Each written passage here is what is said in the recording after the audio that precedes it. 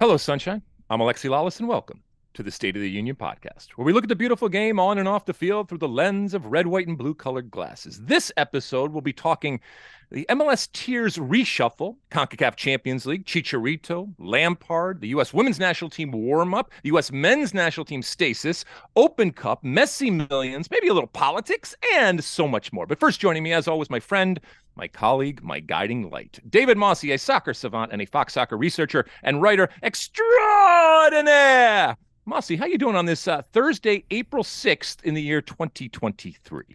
I'm doing well, holding down the fort here in LA while you are still in Florida. I am still here in the great state of Florida having a wonderful time. I will be back next week for all of our shows and all of our content, but this has been good. You know, Mosse, I've talked about my knee surgery and everything, and basically what happened is a couple of years ago my knee broke down on me, and what I found out was my running, which I did every single day, obviously in Southern California, was the way that I was getting my sun and therefore my vitamin. And so for 2 years, not going out and running and basically doing the stationary bike, the Peloton type of thing, I had not been getting the vitamin from the sun that I needed. My doctor looked at my my blood work, which I get done every year, and said, "Hey, you really need to figure out something to do here." Well, I'm down here in Florida. I've gotten plenty of sun. I don't like to get a lot of sun, being the redhead that I am, but it was nice to get that coursing through my veins. But I will be back this weekend. And I know you spent a lot of time here in Florida. It's been very, very cool. People here have been wonderful. And the weather, to be quite honest, has been phenomenal. Good to hear. You need to take care of yourself. We need you healthy for this podcast. Oh, I am ready. I am healthy. Don't you worry about me. Okay, so let's see here. Did you watch anything? Another episode of Ted Lasso, which I enjoyed. And this Friday night, I am going to see... It's going well? It's going well, the Ted Lasso, though? I mean, is it heading in the right direction? Yes, I'm enjoying this season. This latest episode was the big West Ham-Richmond showdown, Lasso against Nate. So it was a fun episode. This Friday night, I am going to see this new movie, Air, starring Ben Affleck and Matt Damon. Oh, right. Yeah, the Nike thing, right? The Jordan thing. Correct. Sonny Vaccaro, the famous pursuit of Michael Jordan on behalf of Nike. It's got a 97% Rotten Tomatoes, great reviews, so I'm looking forward to it. Wow. Well, I've been out here and I'm with my family and everything. I have not watched a whole lot. I have been going through some books. I do my Audible thing. I'm in the middle of 1491, which is a historical recount of our country and our geography and the United States and Central America and South America in obviously the 1400s, and it goes through all that. That's really, really interesting. That's about the extent of any type of viewing or literature. Although I am I devour anything political, and so obviously this week has been interesting and historical from a political standpoint for our country and for the world. So I've been immersed in all of that. That's what's kept me glued to any type of screen. But for the most part, I've just been hanging out, like I said, getting some sun and relaxing. All right, enough of this. Shall we light this candle, my friend? Let's do it. All right, where do you want to start? Let's start with the CONCACAF Champions League. The quarterfinal first legs were played this week. We covered all 4 games on FS1. We can take them one by one in the order in which they were played. On Tuesday, the only MLS versus Liga MX matchup in this round, Philadelphia claimed a 1-0 first leg home win over Atlas. Gazdag with a late penalty. Atlas playing the whole second half with 10 men. Santa Maria was sent off late in the first half. So a slim lead for the Union, but still plenty of work to do next week in Guadalajara. Yeah, I mean, I thought it was all Atlas that first half. They had plenty of opportunities. The red card obviously changed the game.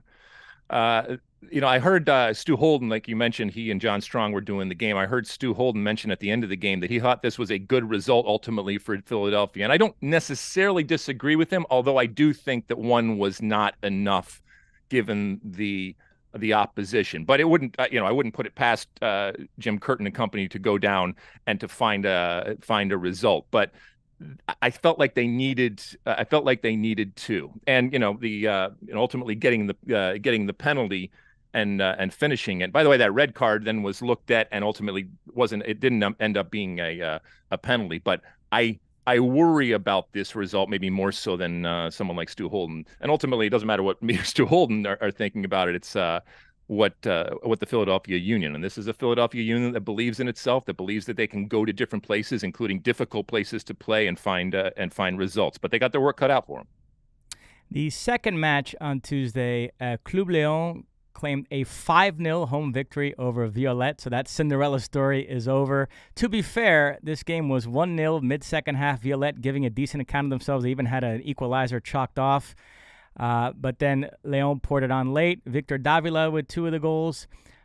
So this adds insult to injury for Austin to see Leon hang this kind of number on Violet after Austin somehow got eliminated by this Haitian side.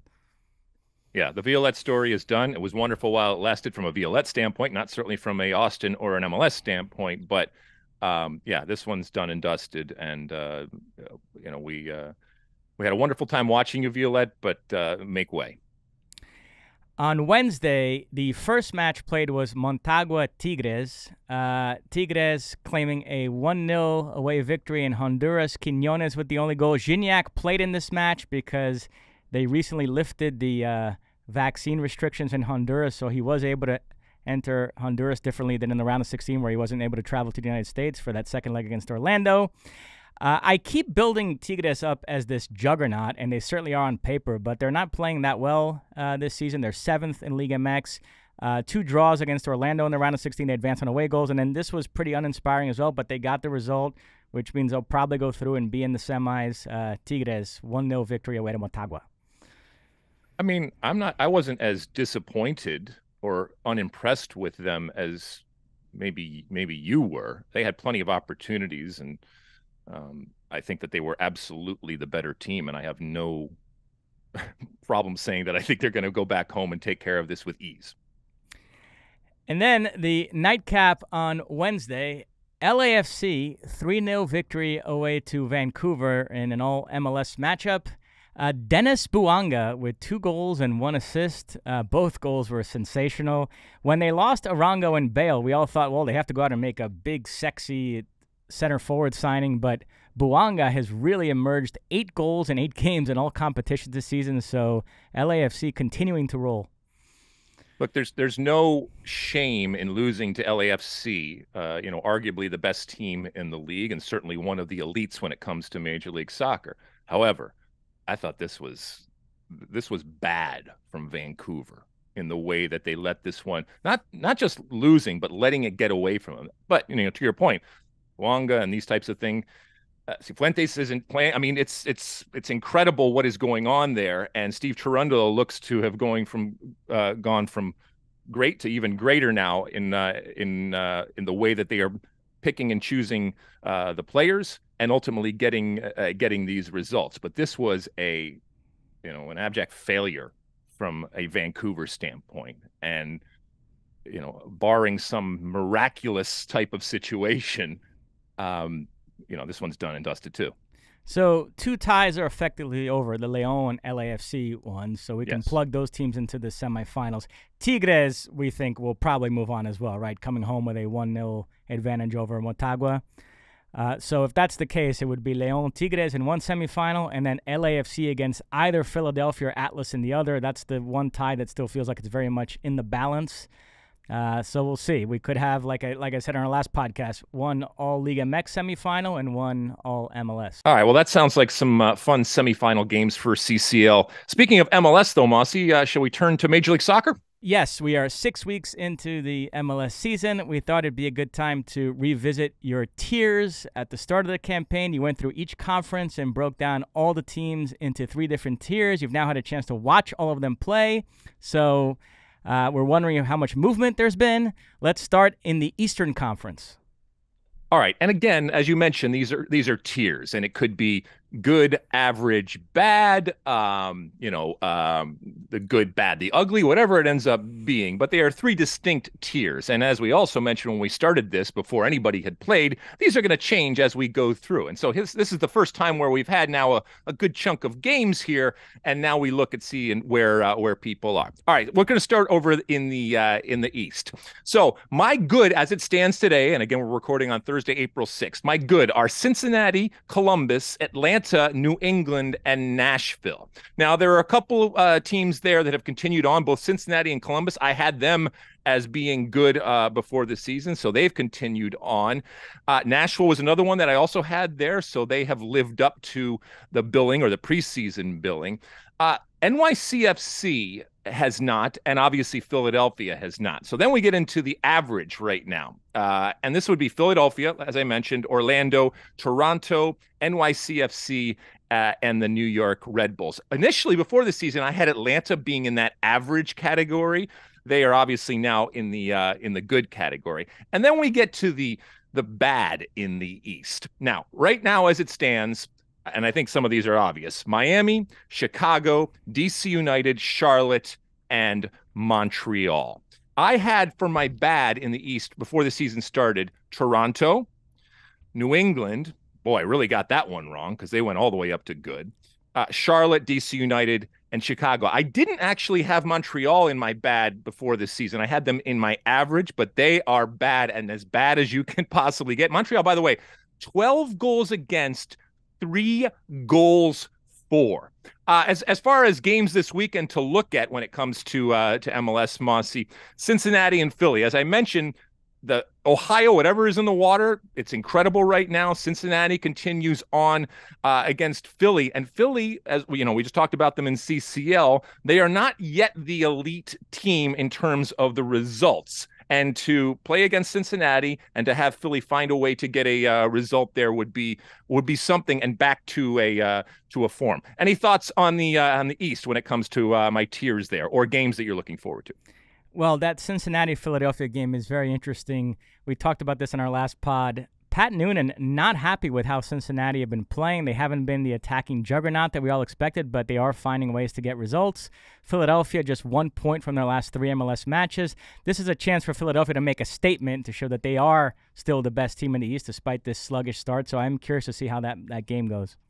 I mentioned that I got New England wrong in terms of the preseason. And look, it could flush out in the end, going right back to being a bad team. But right now they are good, and they've won 2 of their 3 games on the road. And we know how difficult it is in MLS and in any league for that matter to get points on the road. So New England and Bruce Arena right now, one of the real, I guess it would be, surprises right now when it comes to MLS. All right, when it goes to the Western Conference here. Okay, so my good, again, no surprises. We just talked about LAFC. I got Seattle, St. Louis. Now that, I guess, is no surprise given what they've done in their first 6 games, but certainly a surprise in that I had them before the season as finishing basically in my bad category, and they were at the bottom of that bad category. I thought that even if they were in contention for a playoff place, it would be an incredible success. And so that story is well known right now, and they're obviously in the good. When it comes to the average, I got Dallas, Austin, San Jose, Houston, and Vancouver. Now, I did not have, for example, San Jose being an average team at this point. And as I mentioned, St. Louis I didn't have either. When it comes to bad, I didn't think Portland was going to be as bad as they are, but they are in the bad category. Salt Lake, the Real Salt Lake, Sporting KC I thought was going to rebound, and they really haven't. Colorado, I had in the bad category, and they continue to be in the bad category. And then the LA Galaxy, not only do I have them in the bad category, I have them in the bottom of the bad category if you were to rank them within the bad category. And I thought that LA Galaxy were going to be one of the good teams in 2023. And they still might be. Chicharito, we hear, is back in that he will be available this weekend, and that is a major addition in terms of, just from a practical perspective, a goal scorer that can come in, somebody that they need, but also his leadership and the aura of Chicharito. We'll see if that changes the fortunes of the LA Galaxy right now, who are in free fall, and it is bad, bad, bad. And you can yell and scream about Chris Klein and Jovan Karowski all that you want, but it's the players on the field right now that are doing things that are not even close to living up to what the Galaxy are. And if you want to fire Chris Klein, fine, go ahead and fire Chris Klein. But Chris Klein has nothing to do with the fact that this team right now is so poor.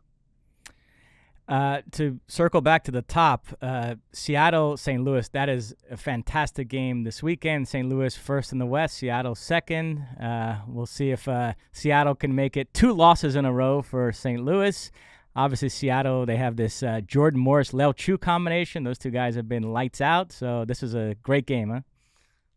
It's great for a number of reasons, and you hit on, the Jordan Morris situation right now is really interesting, because keep in mind when we saw him at the World Cup, and the expected and kind of evergreen criticism of Jordan Morris for any number of reasons, including the fact that's something he has no control over in that he plays in Major League Soccer. He also had come off of a major injury, and sometimes it takes a while before you get back into step. And he's playing in a position right now where he is scoring at will, and Seattle is flying right now. So yeah, the St. Louis part of it too, to have to go now to St. Louis and to play against Seattle after losing their first game. Is it, back to reality now if they lose 2 on the trot and then continue on? And then our game on Fox with LAFC versus Austin. Austin has not lived up to last year, and they're coming against a red-hot LAFC, as we have mentioned now numerous times already in the pod. It's interesting. John and Stu were talking about this last night. They were worried that with this Austin game sandwiched in between the 2 CCL legs against Vancouver, that LAFC might rotate their lineup for this Austin game. But given the fact that they went out and won 3-0 away to Vancouver in the first leg, and that tie is pretty much over, maybe it means they put out their strongest lineup in this game, and then they feel like they can rotate in that second leg against Vancouver. That's certainly a possibility, and to the victor go the spoils, or I guess in this case the ability to rest players. I think either way it doesn't really matter, because they do have depth. Either way, this is a problem game for St. Louis. But who knows? Maybe they say no. Last weekend against the Loons was just something that happened. We knew it was going to happen eventually, and now they get right back get right back on track. But I'll be watching that one for sure. Anything else you want to mention here when it comes to MLS? Would you say 6 weeks in, this has been an overall exciting start to the season, or kind of ho-hum? I know there's been some discussion on Twitter that because there wasn't that sexy new signing this offseason, that there's something missing in that regard. But overall, do you think the quality of play has been entertaining?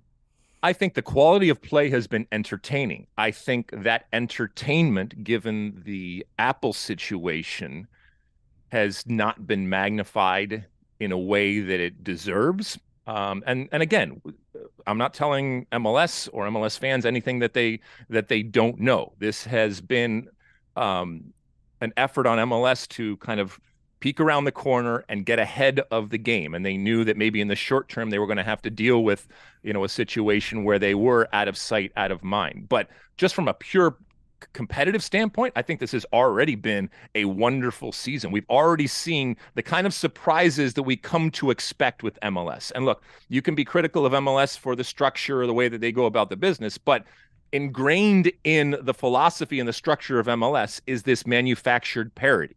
And it's designed to give you surprises in the things that happen on the field. And it is doing that on a consistent basis. We just talked about, the St. Louis situation, or, the Loons being able to, win on the road and not even have their best player. As far as, the sexy names and that type of stuff, I don't think that it's not that it doesn't matter anymore. It does matter. I mean, look, we're going to talk about Messi later on in the pod, specifically because of the possibility of him coming to Major League Soccer. And that will always be a case. Big names, will move the needle and will be things that people talk about. But it's become less and less vital and important to the league. So I don't necessarily think, Mosse, that this moment, if it's not sexy, it's not because there isn't sexiness involved. I really think it's the fact that not enough people recognize that the sexiness is happening, oftentimes in their backyard. And that has got to have been expected in terms of this migration to Apple. And I've already mentioned the fact that all the games being played basically at the same time. I understand it from a business perspective, and I understand it from a selling perspective.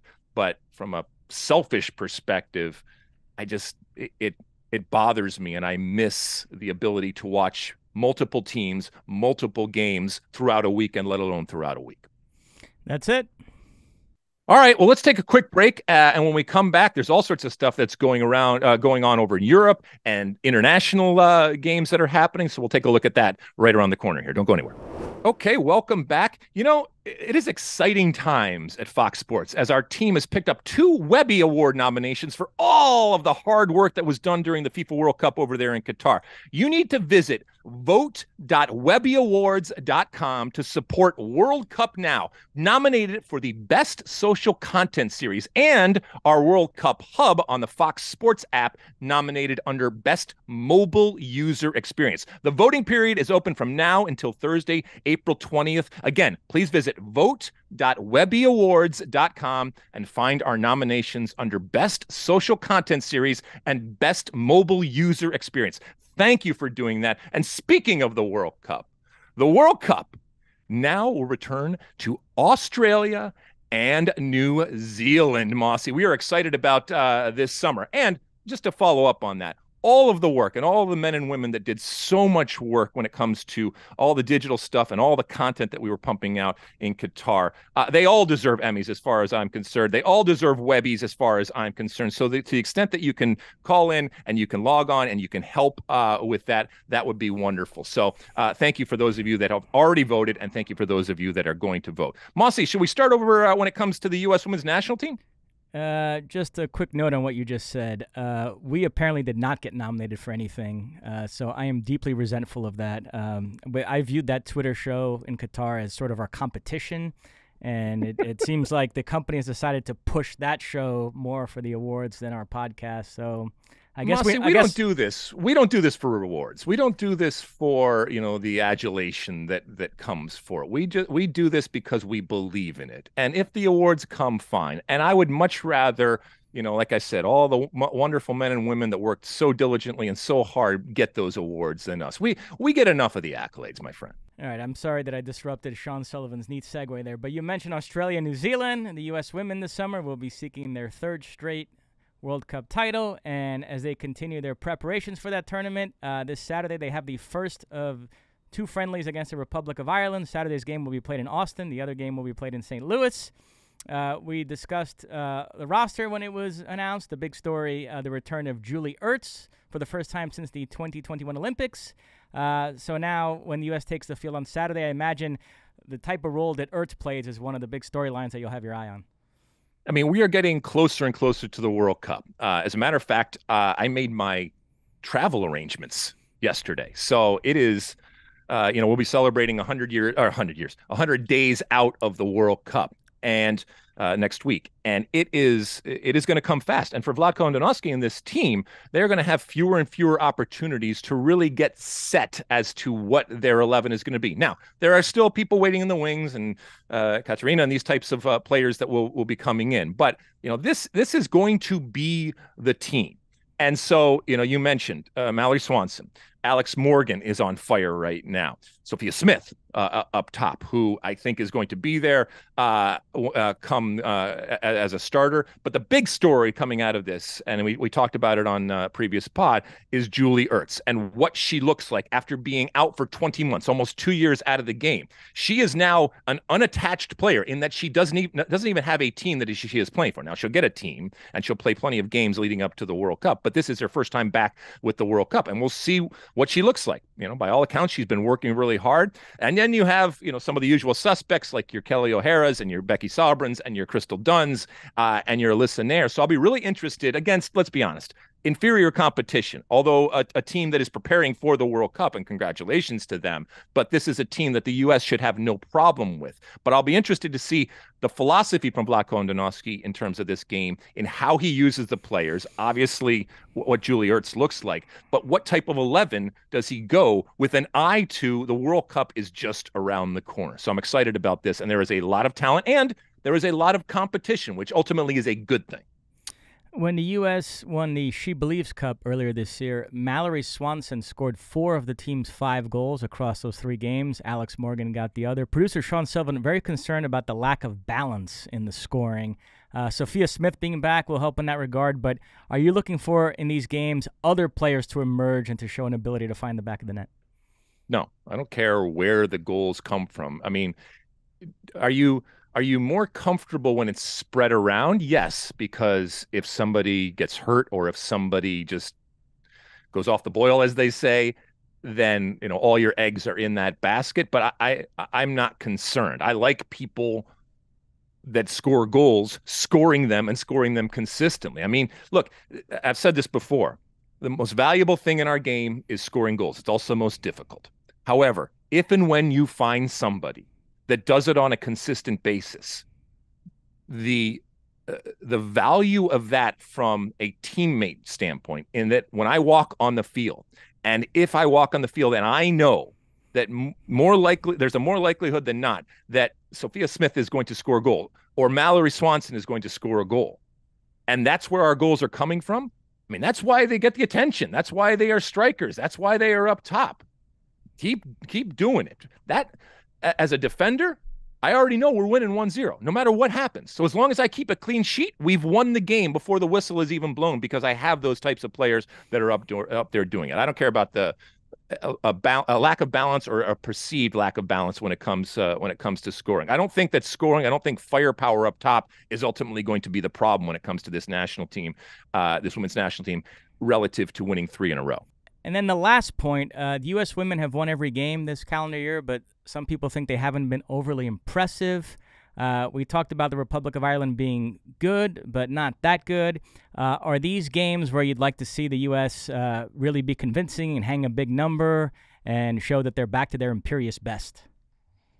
I'd like to see them be convincing, and I think they will be convincing. But what I also recognize is that kind of baked into the U.S. women's national team is that they are always guarded on taking too much out of a game against inferior opposition. I mean, they recognize, and we've said this before, that they really are going to test themselves against 5 teams in the world.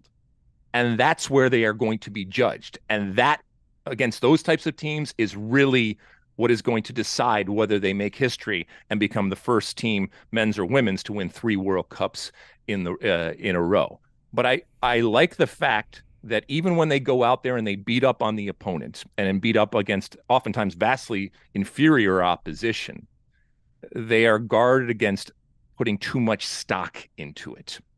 And I think that that's something that just is part of the U.S. women's national team. And it doesn't mean you don't score. It doesn't mean you don't celebrate. It doesn't mean that you don't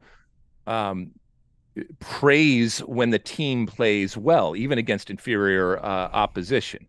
It's just they take it with a grain of salt, and that's a good thing. And ultimately, when they get up against the likes of England, and when they get up against the likes of Germany and Sweden, and these types in the Netherlands, these types of teams that can give them a game and on the day can actually beat them, that's where they're really going to be judged. What else, Mosse? You mentioned you booked your travel to Australia already. Are you a window seat or aisle seat guy? Despite my size, I am actually a window seat guy. I like to see out into the vast expanse on the side of me. It would be in front of me, but on the side of me. And so, yeah, I love to be able to, when I'm flying cross country, see where I'm flying over if you can, and see the grand nature of what I feel is the greatest country in the world if I'm flying domestically. And when I'm flying internationally, it gives you context, and I think it gives you a vision and a view of what's going on. So yeah, I'm a window seat guy. What about you? Aisle. You're an aisle. Okay. All right. Well, we can travel together then. I just have that nightmare scenario in my head of needing to go to the bathroom and people being asleep and having to wake them up. So I want to avoid that at all costs. So I'm an aisle seat guy. You're such a nice guy. I love Yes. you. I love you. All right, what else we got, All Mosse? right, so let's transition to Europe. It is a fun weekend in the Bundesliga. We have 2 versus 3. Borussia Dortmund hosting Union Berlin. Both teams coming off midweek defeats in the German Cup quarterfinals. Dortmund lost 2-0 away to Leipzig. Union Berlin lost 2-0 away to Eintracht Frankfurt. Gio Reyna was an unused sub in Dortmund's game. He's been battling an illness.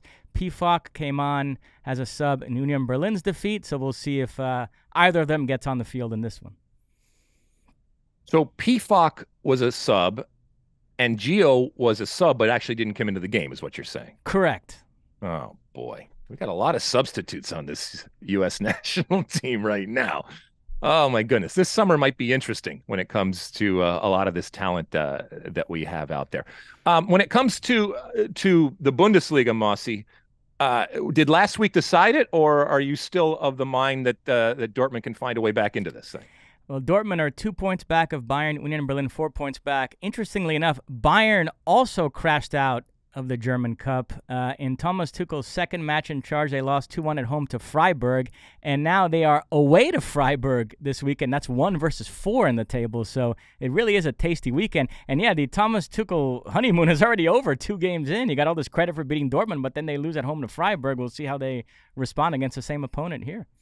If you were a betting man, and I know at times you are, would you bet that Bayern Munich would lose twice in a week to Freiburg? I would not. I think they come back strong and win that game. Exactly. All right. Well, we'll keep an eye on that. But I think we decided last week that as far as the Bundesliga title goes, that it was, I guess, lost from a Dortmund perspective and maybe won from a Bayern Munich perspective. But we also know that Tuchel and company have bigger fish to fry when it comes to Champions League going forward.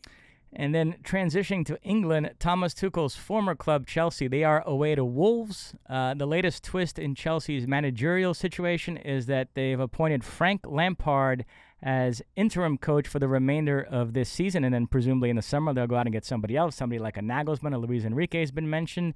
My dad had a funny line. He said, was Ralph Rangnick unavailable? But instead it's Lampard who takes over. There's a bit of a revisionist history going on the part of U.S. fans, and they're acting like everything for Pulisic was great under Lampard. I remember plenty of complaining back then about how Lampard handled Pulisic, but Pulisic did have his most successful stretch at Chelsea under Frank Lampard. That is undeniable. That was the restart after the COVID shutdown in 2020. He played incredibly well for a stretch of games. So who knows? Maybe this is a good development for Pulisic. Lampard taking over. Well, I mean, what's interesting in this whole thing is oftentimes the conventional wisdom says you don't fire someone unless you have someone to take over. I don't know if Chelsea did when they fired Potter. I don't know whether Todd Bowley and the leadership over there had a plan. But if they didn't, that's a problem. If they did, and this is kind of part of the plan in that, well, if they wanted to get Nagelsmann or somebody like that, they felt they could, and they just couldn't get it across the line from a contractual perspective, or, they started to have second thoughts or wanted a little bit of time or wanted to come in the summer. Okay, I can understand that. And if that's the case, then this actually, I think, makes sense. You have somebody, obviously, who is a club legend on the field, and to a certain extent off the field has a history and therefore has a cachet with the fan base and with the club. He is there. He understands and can hit the ground running coming in. You mentioned whether it's players that he's been with or just the whole system and structure that is kind of set up there. He obviously loves the club and has an affinity for it. So as far as a short-term type of situation, I mean, if Frank Lampard had been the assistant coach, nobody would have batted an eye at this. And he wasn't, I know, but this isn't as crazy ultimately as it sounds. As long as come this summer, I guess that's when this would all happen, they get their man or woman, whoever it ends up being. And that person just either wasn't available or didn't want to come at this point. And so they said, all right, let's right the ship to the extent that we can in a temporary basis, and then do what we need to do in the summer to get whoever the hell it is that they feel is going to bring Chelsea back to the elite status that they expect. It's funny. Back in 2012, they fired AVB around this point of the season and brought in Roberto Di Matteo as an interim coach. Di Matteo, also a beloved figure, not to the extent of Frank Lampard. And then Di Matteo probably led them to the Champions League title, so they felt compelled to keep him as a permanent manager. And then, of course, he was sacked early the following season. But Chelsea are still in the Champions League. We know they're no man's land in the Premier League. They're just playing out the string there. But they are still in the Champions League. In the quarterfinals, they face Real Madrid. Is there a world in which Frank Lampard actually guided them to a successful run in the Champions League, whatever that means, winning the whole thing or just getting to the final, where suddenly he would make himself a candidate to be the permanent manager again? No. I mean, there's a world where he could guide them to the Champions League, and then you fire him. I mean, and when I say fire, it's not really fire. It's like, thank you. Thank you so much for coming in at a time of need and doing what we needed to do. But you do not want to be blinded by that. And oftentimes, you know, when assistant coaches or interim coaches come in, they have nothing to lose. And so a coach with nothing to lose oftentimes is operating in rarefied air and unique air that doesn't exist and wouldn't exist come the fall. And so, again, you can't be blinded by a situation that happens like that. I mean, is Frank Lampard suddenly a completely changed coach in the time and the experiences that he's had since he was last at Chelsea? I'm not saying that he hasn't progressed and evolved and grown, but I don't think that over the next couple of months, him doing something incredible warrants him continuing on. As a matter of fact, I think you need to make it absolutely abundantly clear that you are moving on come the summer, regardless. And you know, there will be slings and arrows, and there will be people screaming and yelling and say, hey, you know, you got a bird in the hand, and hey, this is right in your grasp here, and don't let this go. But it's fool's gold, my friend. It's fool's gold. Yeah, no, I agree. This could be an interesting weekend in the title race in England, because on Saturday, Manchester City are away to last place Southampton. You figured that would be 3 points. We'll see if Haaland comes back for that game. And then Sunday, Arsenal are away to Liverpool, a chance for them to drop points there. And as I told you on our last pod, all it would take is Arsenal drawing one game, and then all of a sudden City would control their own destiny. If they were to then win this game, win that game in hand, and then beat Arsenal at the Etihad, assuming they still have the goal difference edge at that point, they would be in first place. So it wouldn't take that much. So this is a real opportunity here for Arsenal to stumble and City to capitalize. Wow. I don't think you put it as succinctly last time you said it, but when you just said it there, whatever that was, you need to frame that, because that perfectly and clearly illustrates the knife's edge that it's still on. And I don't think I, and maybe others out there, realized how much of a knife's edge it actually is. And that's pretty interesting. And look, this is a Liverpool team we know that's not great and is still struggling, but they can find a way, and we've already seen them this season where everything kind of goes right, and they certainly have the talent. So, and in your scenario and argument, all it takes is a tie, and this certainly could happen. Hell, it wouldn't even be crazy and out of the realm of possibility if Liverpool beat Arsenal this weekend, and then it would kick into your scenario and game on. Now, Man City still has to win out, and that's not assured, but I'm here for it. Yep, so it should be a fun weekend in Europe. That is it for this segment. Okay, so let's take another quick break here. When we come back, it's time for Ask Alexi. Don't go anywhere. All right, welcome back. It is time for Ask Alexi, that point in the show where you send in your questions and your comments and concerns. You use that hashtag Ask Alexi out there on all the social media platforms. And by the way, our handle on those social media platforms is SOTU with Alexi. Or you can call in to our State of the Union podcast hotline, which is 657-549-2297, 657-549-2297. We had some calls this week, including a call from Joe from Maryland. We were going to use it, but listen, I get it. You're calling in, and sometimes people get nervous. And Joe had a really nice call. And it was actually a follow-up, Mosse, on some of the things that we were talking about with Erling Haaland and what Man City is with him and without him, and actually are they better without him? But it was a little convoluted in the way that he was asking the question. But I did want to mention, thank you, Joe, for listening to the pod. First off, said some really, really nice things to us.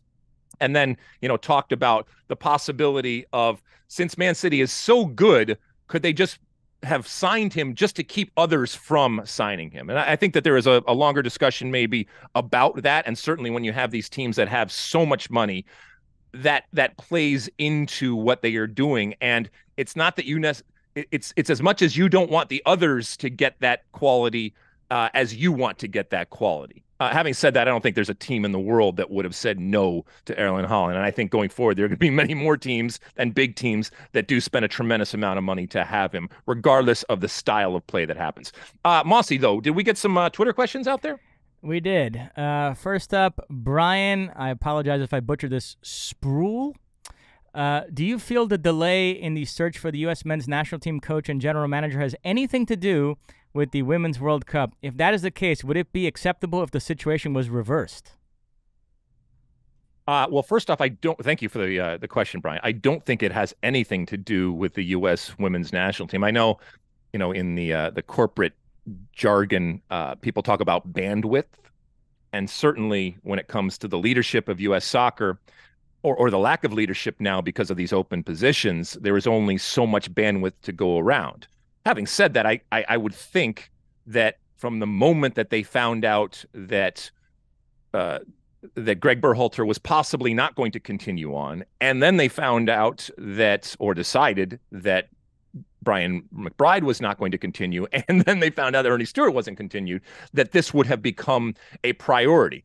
But I also think that the United States Soccer Federation looked at the situation and said, we do not need to rush this. Now, we can debate that and argue that, and at times I have, in that we are losing time relative to 2026, but I think their decision was, let's take the time, and I would rather take extra time and get it right than do something immediately and get it wrong. And I can certainly understand that, but I don't think it has anything to do with the U.S. women's national team or the women's World Cup. Yes, there is a lot of focus, and rightly so, and energy and resources being put into having a successful World Cup this summer. But keep in mind that the two teams have been separated, and I think going forward are going to be further separate but equal going forward. But yeah. And would it be acceptable to your question, Brian, if the situation were reversed? I mean, look, there are ebbs and flows in any company, and there are priorities that come and go through years and through the year in any type of company. And a year that has a World Cup for the women in this case, yes, that is going to get focus, attention, resources, and priority, I would think. But look, the U.S. men have a Gold Cup. The U.S. men obviously are in a huge moment of transition, but I don't think that it is at the expense right now of the U.S. men that this is happening relative to the U.S. women and the U.S. And the World Cup that's coming this summer. Next Twitter question, John Michael Abbott asks, curious on your thoughts on the Open Cup. What are some changes you would like to see to make the Open Cup more popular? Well, let me think here. All right. So Open Cup, I love the tournament. It is constantly kind of trying to find its place in American soccer. And yet it is maybe one of the best representations of the incredible American history that actually exists, if you care to take the time to look at it. If you don't follow, by the way, the cup.us, basically at US Open Cup on Twitter, you should, because this gives you everything that you would ever want to know and more about the U.S. Open Cup, the Lamar Hunt Open Cup, something that I have played in, something that I have followed. So whenever it comes to changes that you would make, I think I said on Twitter the other day, 35-yard shootout, absolutely. Love it. I love it. You can't, nothing's more American than that. It would be wonderful to see.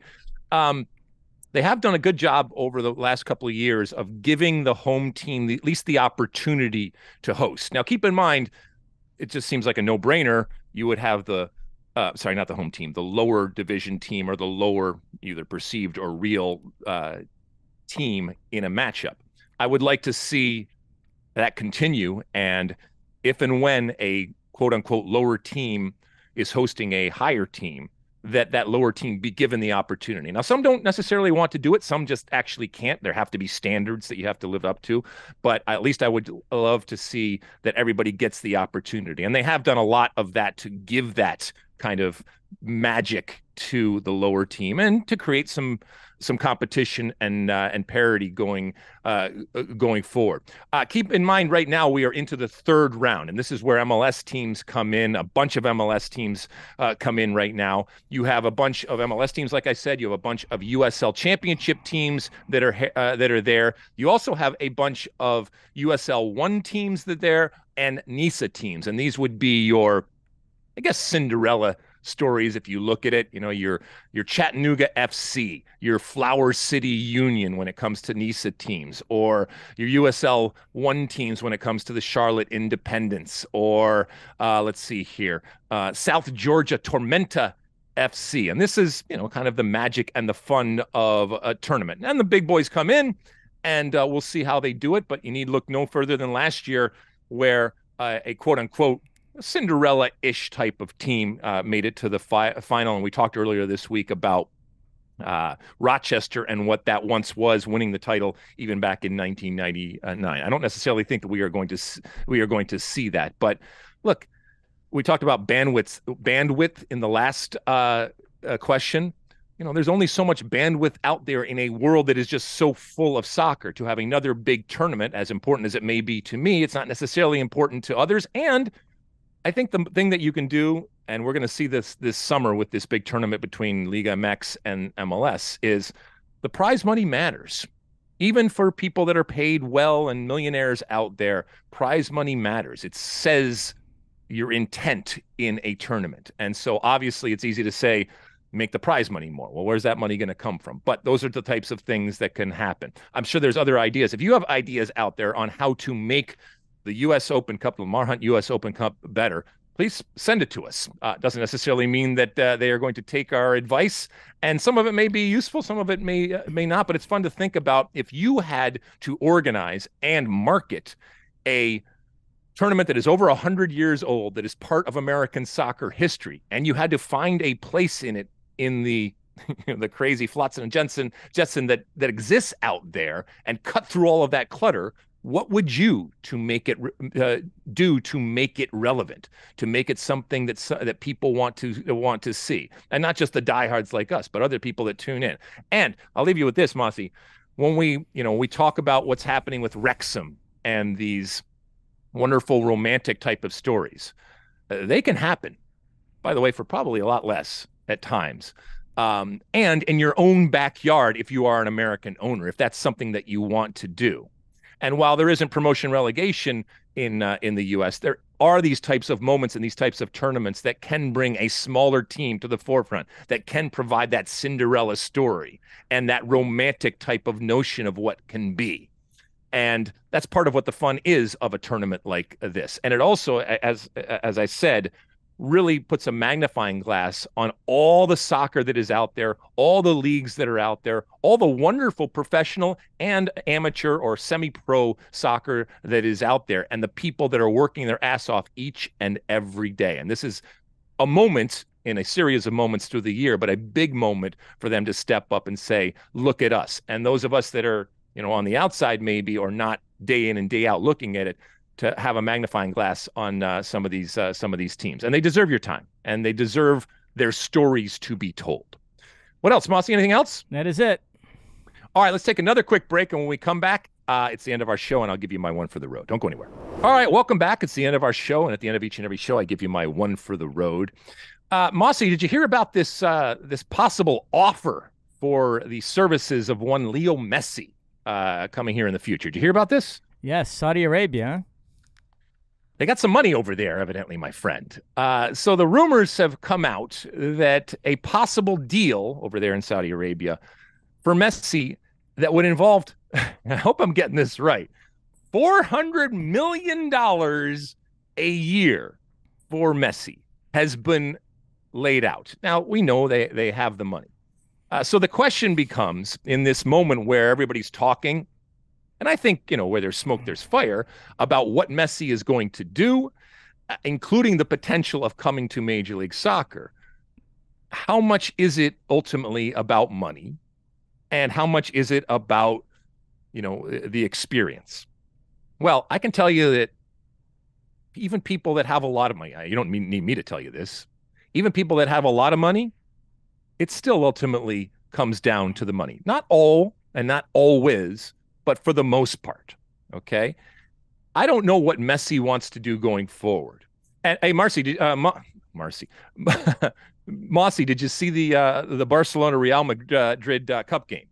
Of course. Real Madrid with a 4-0 victory at Camp Nou to overturn their 1-0 first leg deficit. They are off to the final to meet Osasuna. And I'm sure what you're alluding to is that as that game got out of hand and Barcelona fans had very little to cheer about, they started chanting Messi's name for several minutes. Yeah, I mean, so Barcelona fans cheering Messi, arguably the greatest Barcelona player of all time and arguably the greatest player of all time, that in and of itself is not necessarily surprising. But in this moment where he is obviously deciding his future and where he's going to go, the romantic in them and the romantic in me, maybe the romantic in Mosse, it would be kind of fitting and a wonderful last chapter and end to the story for him to return to the scene of his greatest accomplishments and really where he was birthed and magnified, if you will, for the world. I don't know ultimately if that is something that appeals to him and his family. He's not going to get as much money as $400 million a year, nor if he goes to the United States and MLS and with Miami, is he going to get $400 million a year. Now, he is going to get something special, and he is unique in that aspect of it. And I've told you this before. I was around at the Galaxy when we negotiated the deal with Beckham, and that incredible clause that enabled him to buy a expansion team at a vastly, especially nowadays looking at it, reduced rate. And the value of that in and of itself was and is hundreds of millions of dollars. He is going to get a special deal. I'm not sure if it involves expansion teams or whatever, but he is going to get a special deal ultimately coming forward. But it's not going to be $400 million a year. And again, I don't know what Messi, in terms of going to MLS, Messi for me doesn't seem to be the type of guy that necessarily you see doing that. Cristiano Ronaldo, yes. Zlatan, it's already happened, yes. But Messi has always been much more private, much more of an introvert. And it's not that he wants, that it's all about money with Messi, but I don't think he looks at the market and the possibilities that exist by going to the U.S. in a way that somebody else does. And that's not necessarily a good or bad thing. It's just the reality of, I think, from afar, who he seems to be. Mosse, if you were Messi right now, and put yourself in his shoes. I know it's difficult, but put yourself in his shoes. And you had the opportunity to return to Barcelona to finish out your career, to go to Inter Miami in MLS and open up that market and do kind of what Beckham did, or to go to Saudi Arabia and play for $400 million a year. What would you do? Well, I would not go to Saudi Arabia. Now, it's interesting that Cristiano Ronaldo is there, so if he were to choose that option, they could rekindle that rivalry in the Saudi Arabian League, which would be kind of interesting. I would probably go back to Barcelona for a season to finish out my time in Europe there and then come to Inter Miami. But, the Barcelona option, I've given up on trying to figure out the finances of that club, but I don't understand how they could possibly afford to sign Lionel Messi. It is interesting that what's been emanating from the Messi camp, at least if you believe Fabrizio Romano, is that he does want to stay in Europe. Fabrizio tweeted that he wants to stay in Europe at least through the 2024 Copa America, which is going to be played here in the United States, which indicates that he's not going to retire from the national team. He's going to keep playing, and I wonder why the 2024 Copa America would be sort of the line of demarcation there, because then you have another World Cup in the U.S. just 2 years after that. I don't know, but nevertheless, that's what Fabrizio tweeted out, that he wants to stay in Europe one more season through the 2024 Copa America, and then we'll see. So I think it seems like negotiations are breaking now with PSG, so he's waiting on Barcelona to see if that's a viable option, and I think he would maybe go there for a year and then look to go to Miami after that. The ultimate romantic option would be for him to go back to Argentina to play for Newell's Old Boys, the team he supported as a kid that's based in Rosario. But after we saw those images of the fans outside that restaurant in Buenos Aires, I think he might have crossed that option off the list, because, I mean, if the whole point is to get away from the pressure cooker he's been in his whole life and seek some tranquility late in his career, I mean, that those scenes were absolutely frightening to me. So I think that would mean gravitating towards the Miami option instead. Well, I will leave you with this. One of the things that I love to see is when great players, get out of their, to quote Jurgen Klinsmann, their comfort zone. Not that he made up the phrase comfort zone, but he said it a lot. And to see Messi, who we know was in that incubator and then in that incredible cocoon that was and is Barcelona, and then to go to PSG, to see him come into a league that we know is manufactured on parity, and that is part of the structure, and to have to function within a team. And by the way, it doesn't change when you go to the international aspect of it either, because he's only played for Argentina. To see him come in and play for a mediocre team in a league where, as opposed to the leagues and the teams that he has played for, where he knew he was going to win because he had all of the talent around him, and he's one of the greatest players ever to play the game, and he was on the super clubs of those leagues. For him to come to a league like MLS and test himself in a situation that is absolutely the opposite, that for me is interesting. I know that's not the reason why you do it, but to see Messi have to function where, while he might be the best player on his team is not the best team in the league, and is just one of maybe a bunch of good teams. And each and every week, he doesn't know when he steps on his field that he has the comfort of being on the best team in the league and being surrounded by the best players. What ultimately he looks like and how he approaches that for me is worth the price of admission. And yes, he will bring in new eyeballs, and yes, people will gravitate to MLS, and he will have, I think, some of the same type of effect on the league that a David Beckham signing did. For me, the competitive side of it is as interesting as the marketing and the optics of it. Anything before we go, Mosse? Last thing, then we'll get out of here. On the topic of Saudi Arabia having limitless funds, breaking news on Twitter, I just saw there are reports that they're ready to offer Jose Mourinho more than $60 million a year to manage the Saudi Arabian national team. They can pay me a couple $1 million, and I'll just bring Jose some water every once in a while if that's how they roll. That's incredible. My goodness. $60 million. Yes. Good God. All right. Well, good for Jose, and good work if you can get it, I suppose. All right, Mosse, anything before we go? No, that is it.